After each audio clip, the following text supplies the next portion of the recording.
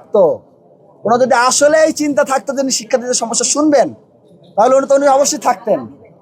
তাহলে উনি অফিসে নাই কেন? এখন তো অফিস টাইম, ওনার তো 24 ঘন্টা ডিউটি।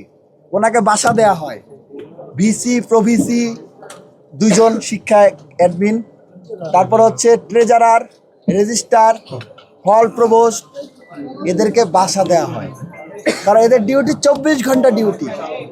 উনি অফিসে নাই কেন? আমরা তো ওনাদেরকে বলে আসছি, এমন তো না যে আমরা চুপে ছাড়ে চলে আসছি। আপনারা গতকালকে নিউজ দেখেছেন যে প্রায় হচ্ছে 22 জন কর্মকর্তা, যাদেরকে আপনার কি পাওয়া গেছে, যাদেরকে আপনার পাওয়া যায় নাই, কি বলে এটারে, মানে অফিসে এসে 42 জন কর্মকর্তা। দেখেন 7 কক্ষে যে নিউজ, চ্যানেল 24 এর নিউজ, এই যে ঢাবি প্রশাসনিক ভবন লাঞ্চ টাইমের 1 ঘন্টা পরেও, এখন তো লাঞ্চ টাইম শুরু হয়নি এখন, তাই না? এখনো দেখেন যে অনেক কক্ষে কর্মকর্তারা নাই।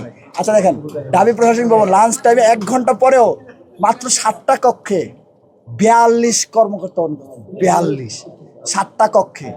পুরা রেজিস্টার ভবনের কক্ষ কয়টা আছে আপনারা জানেন? এক একটা সাইডে 10 থেকে 15টা করে কক্ষ আছে, এরকম প্রত্যেক ফ্লোরে 3টা বা 4টা এরকম সাইড আছে, বারান্দা আছে। প্রত্যেকটা যদি আপনি 15টা করে হিসাব করেন, প্রত্যেকটায় আপনার প্রত্যেক ফ্লোরে প্রায় 100-র কাছাকাছি রুম আছে। রেজিস্টার ভবন 3 তলা ভবন, প্রায় 300 রুম আছে। এর মধ্যে মাত্র 7টা কক্ষে, যে র্যান্ডমলি দেখছে, যেখানে 42 কর্মকর্তা নেই, মাত্র 7 কক্ষে। তাহলে এই যে 300 কক্ষ, এই 300 কক্ষে যদি যাইতো, তাহলে সংখ্যাটা কত হইতো? আপনারাই বলেন, তাহলে সংখ্যাটা কত হইতো?